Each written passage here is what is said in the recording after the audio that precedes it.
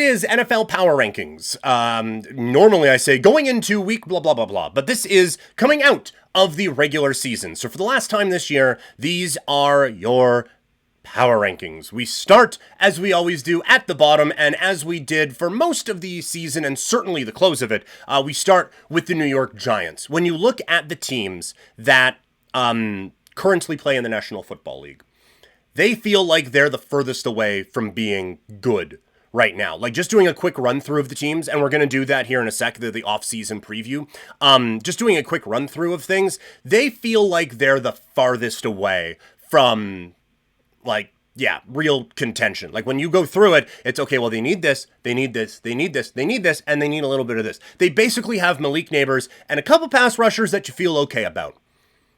And that's about it. Maybe a running back who could be a 1B if this thing really got rolling for this team. So it makes life easy for the GM because you just draft fucking everything. But it's a long way to go to get back to relevancy for a team out in New York.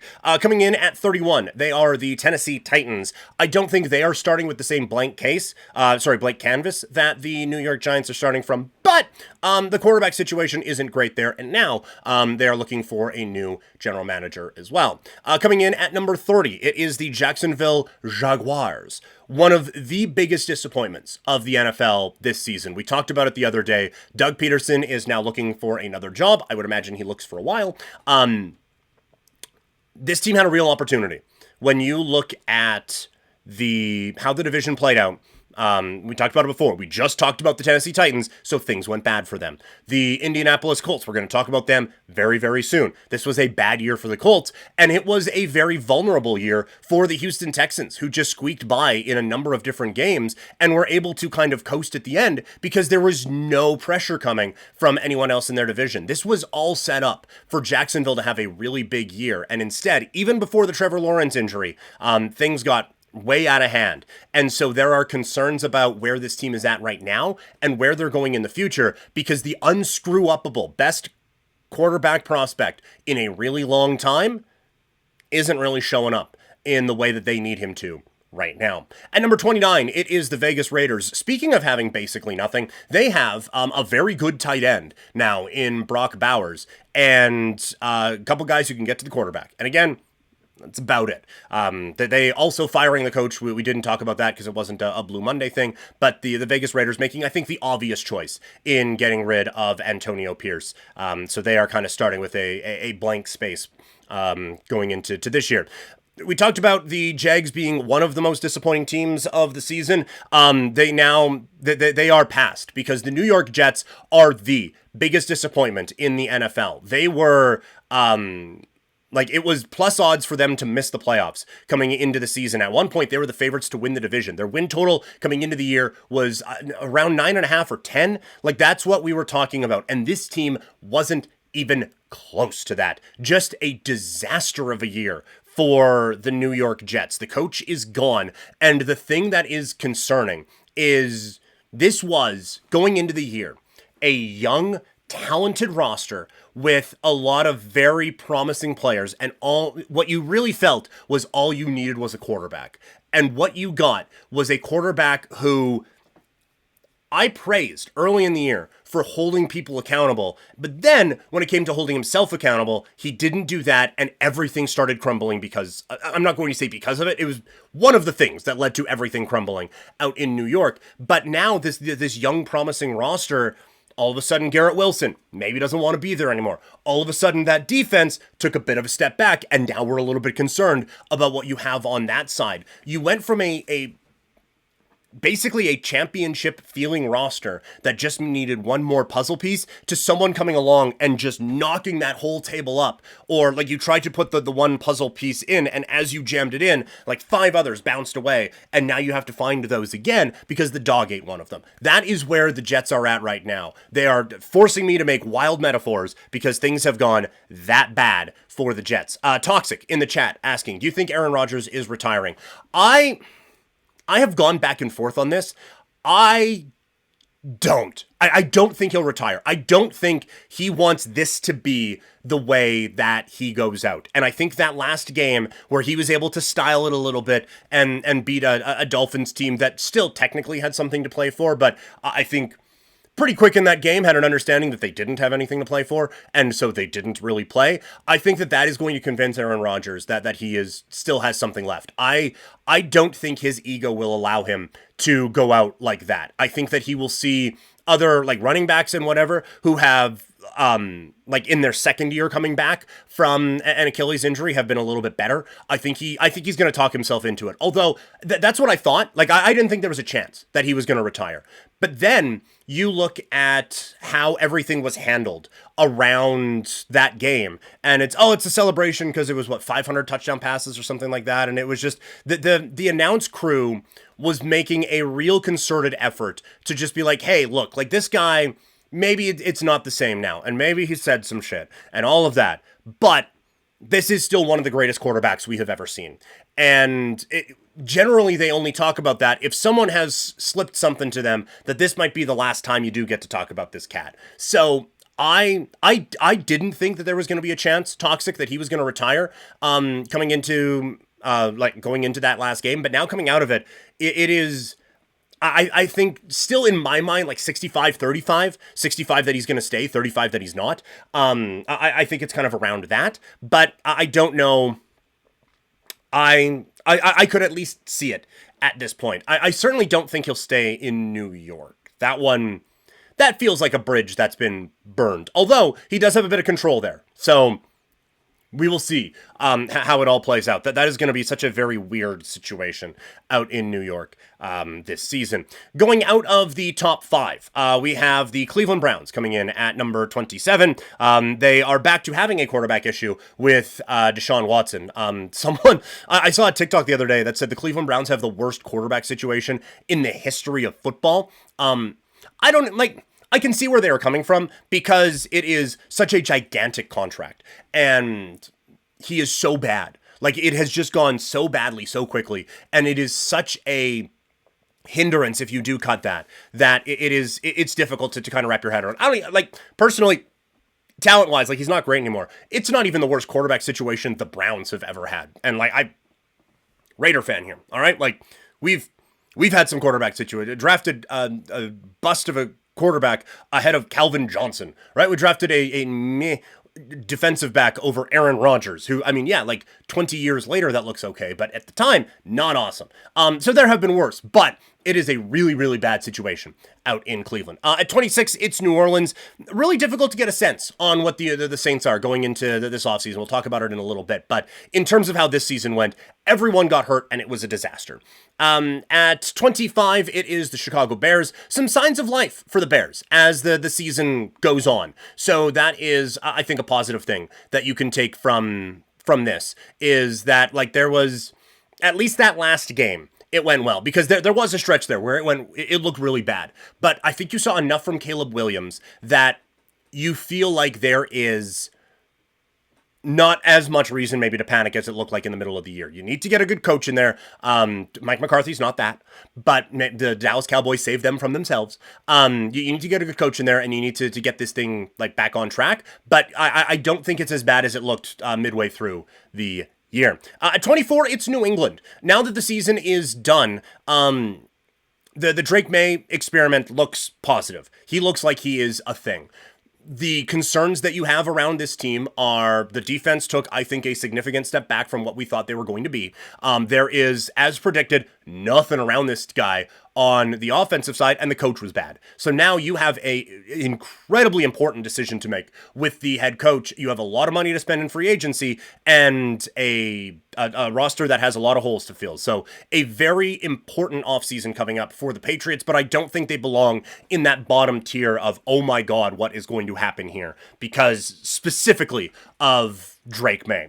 At 23, it is the Carolina Panthers. This little stretch in here is teams that are actually feeling good because of how their young quarterbacks produced late in the season with Bryce Young turning things around. That is huge for them. They're not going to feel the pressure to draft another quarterback. That there were stretches where they were the worst team in football, and there was the talk like, okay, well, they're just going to draft another quarterback again and start this process. And we talked about how that would have been a mistake. Well, now Bryce Young has again saved them from themselves and looks like he is an actual thing. And now you can start to build around that guy. We mentioned before, this little chunk here was about young quarterbacks who turned things around and made you feel a little bit optimistic. That ends now because the next team on the list is the Indianapolis Colts. They were a better team than Carolina, New England, and Chicago, but it certainly doesn't feel like that now coming into the off season.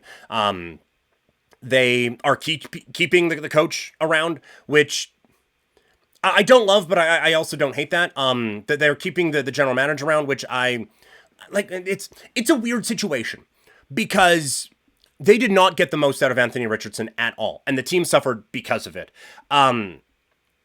That being said, like you have a few success stories on this team, right? Like the receiving group, even with very inconsistent quarterback play, I think you saw that you have a few gems there on the offensive side of the football. Now, the defense was a disaster. It was last year, and they didn't address that. Now, they fired Gus Bradley, who I think is a bit too predictable for today's NFL, and so maybe there is a bit of an addition there. So I don't disagree with not just blowing everything up, but there is a lot of pressure now on the Colts going into this next season. There's always pressure on the Dallas Cowboys. They come in at number 21. Injuries and whatnot hurt them, but this was just not a good football team all season long. Again, don't let the Dak Prescott injury mask the fact that this was just not a quality football team for large stretches. At 20, it's the San Francisco 49ers. Just a lost season for them. Everyone gets hurt.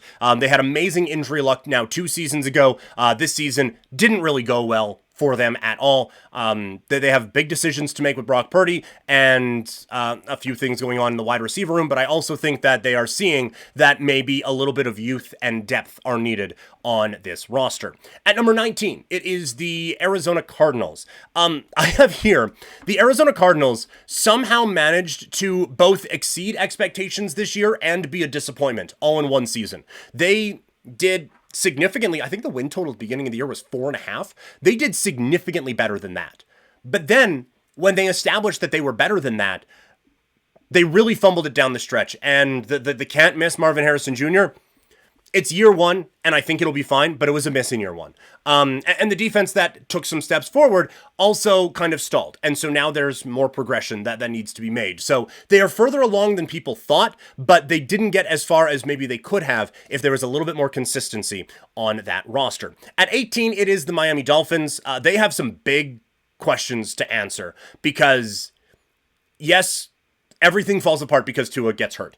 And if Tua is healthy, I think that this team gets it back on track and is probably playing in a playoff game this week because they only miss out by 1. And how bad it looked with... Now, it looked bad with Tua in the beginning of the season. Let's not forget that. The game that he really got hurt in, they were losing by 100 against the Buffalo Bills on a Thursday night. And that was coming off of a bit of a so-so performance against Jacksonville, who, as we've discussed, this year. But there is, the Tyreek Hill situation, apparently it's been ironed out and everyone's fine, but that's still hanging over.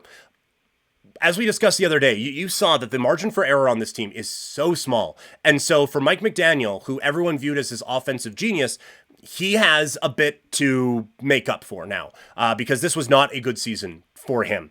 And you can't be like every team, if they lost their quarterback, things go badly. And that's one of the reasons why we were so pro Miami a couple of years ago, because that's everybody. If you lose your quarterback, it goes sideways very, very quickly. But it looked so stuck in the mud and so ugly. And if you just lose one piece from a phenomenally built offense, you shouldn't go from hero to zero that quickly. So I think some interesting decisions ahead for the Miami Dolphins coming up here this season, or this offseason. At 17, it is Atlanta. Michael Penix gave this team some life, but the defense really let them down. Now they focused on that coming up here in the offseason. At 16, yes, they're in the playoffs, and yes, they're behind some teams that aren't. It's the Houston Texans. It still has not looked good out there. It wasn't supposed to in this last game of the season, but they haven't done a whole lot to build off of that big year for CJ Stroud. And so this could be something to remember for some of these rookies going into next year, is that the sophomore slump, can certainly be a thing. And so I think that there is a bit of concern around that out in Houston. I do think overall they're going to be fine, but this was just a year where everyone kind of caught up to them. Now they need to figure out how to adjust. We'll see what they do in the postseason. At 15, it is the Cincinnati Bengals. They were like half a decent defense away from being able to be in the playoffs and be a very concerning team here in the postseason. It's an MVP level season from Joe Burrow, an all-time great year from Jamar Chase. They have a lot to figure out now this offseason when it comes to Jamar Chase, to T. Higgins, and they have to piece together a defense again, because that was absolutely abysmal. At 14, it's the Tampa Bay Buccaneers. We talked about it on Monday's show, recapping the week. Baker Mayfield making some of those big-time plays and those big-time throws, and Jalen McMillan being the one to do it, really rounds out this offense and gives you some confidence in this team going forward. You just worry about the defense now. Yes, they're not in the playoffs, but Seattle comes in at number 13. They're out of the playoffs, and I'm still like, you know what? I can't quit this team. I'm going to be on them next year. I think that there's an obvious focus that needs to be done on the offensive line, but that's kind of it. If they depth, maybe I guess on defense, because a couple guys got hurt and it fell apart very quickly. But it started to come together as the year went on, and so I think they are going to be probably a pretty trendy buy team going into next season. At 12, it is the Denver Broncos. They get in with a big performance, as we discussed. Maybe not necessarily a team you should be taking all that seriously, given who they beat to get into the playoffs. We talked about that over on Monday's show. At number 11, it is the LA Chargers. Defensively, this team very good all season long, and you can really see that Justin Herbert has gotten more comfortable with his weapons. This offense is really coming together at an interesting time, so that they are a very threatening team now, I think, coming into the postseason. At number 10, it is the Washington Commanders. I was worried that maybe this thing had kind of turned into a pumpkin a little bit, but they had a couple of good responses there. They are not among the elite yet, but this was a heck of a coaching job from Dan Quinn, and a really, really fun step forward for Washington this season. At number 9, it is the LA Rams. They are into the postseason and hosting on Monday night, and all of my concerns about this team maybe falling apart down the stretch didn't happen. They played phenomenal football down the stretch, and so they are one of the biggest I'm wrong teams coming out of this regular season. That they were excellent all year long, and it's a tough matchup going into round 1 here against Minnesota on Monday night, but they're going to be a difficult out, as the odds would suggest for you there.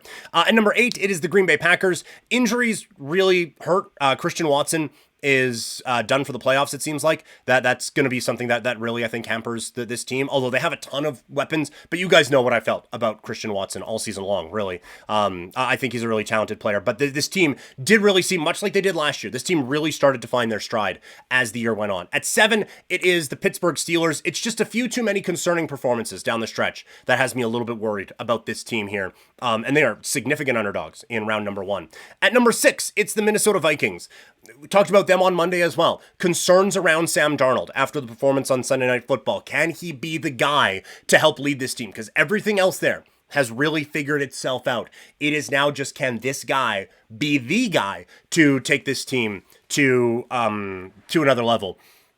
We will see what ends up coming of that, but it's a very interesting discussion out in Minnesota, because it's been a really cool story with Sam Darnold and everything that he has done this year. But now, can he just help them finish the story? If we're going to pull from a wrestling comparison here. Into our top 5, and it's the same top 5 we've had for most of the season. At 5, it's the Philadelphia Eagles. They are a team that still feels like they have a lot of unanswered questions, but again, if it comes together, I feel like this is the most complete team left in the NFL. Like with Hurts and with Barkley, you can run out the clock when you have a lead. If you are trailing, you have A.J. Brown and Smith and, again, Saquon Barkley that you can rely on to try to push back. This defense has been really all over the place all season long, but I would take that defensive coordinator, Vic Fangio, over almost anyone in football to lead my defense into the postseason. So they have it all there. It is just, can they come together for 4 games in a row to get them another Lombardi trophy? At 4, it is the Baltimore Ravens. Again, they are different in that we know what they are. And it is just a matter of, can that get them all the way? I think that they learned from their mistakes in the AFC Championship game, and I don't think they'll make the same ones if they get another opportunity to make their way to New Orleans for the Super Bowl. At number 3, it is Kansas City. They are up here based on reputation alone. Nothing we saw from them in the regular season makes you think that this is a team that should be threatening when we get into playoff time, but it is still, it's Mahomes, it's Reed, it's Kelsey, now unleashed, we would assume, and it's Spags in January. So we will see when we get this team in a couple of weeks what if they really were saving it for playoff time now, or if this is going to be maybe a lot of whistling by the graveyard for me all season long. At 2, Detroit. I really wanted to put them at 1, I'll be honest. It was such an impressive win over the Vikings to close out the season, and I think really did show that this is a team that can really go after that top spot in the NFC and can really push towards a championship opportunity. Like that was like we still have concerns, right? All the injuries they have on the defensive side, but that was such a good performance over such a good team that it kind of showed like, look, there's still a gap here between everyone else. And yes, even with the injuries that people had, that's just everyone kind of catching up. We still have a gap there that we're better than everyone, so we will see. But the number 1 team in all the land, still the Buffalo Bills. They do not get a number 1 seed. They are going to have to play in round 1 of the playoffs, but their win over Detroit, they had wins over like the other top 3 teams, right? Or the other teams in the top 3, I guess. They beat Detroit, they beat Kansas City. You do that, you get to stay at number 1 in the power rankings as the regular season comes to a close. So, big wins this year, keep Buffalo there, and we'll see now. This playoff, it's so much fun, because you look at it, like, now that we're in, how many are in the category of, if they won the Super Bowl, I wouldn't be surprised? Buffalo, Detroit, Kansas City, I have Baltimore there. Philadelphia, I still have them there. Honestly, Minnesota is that team for me. Green Bay would be that team for me. And like Pittsburgh and the Rams are kind of on the borderline. So we're talking about nine teams that could win the Super. There's only 14 left. 9 teams could still win the Super Bowl. And I wouldn't be like, oh my gosh, this is the upset of all upsets. That is how good that this season is kind of getting to here. It has felt like a bit of a bad year. And I do think the NFL, from an on-field standpoint, is kind of in a bad spot right now. But now that we are getting into playoff time, it's all looking good. It is all looking really, really good.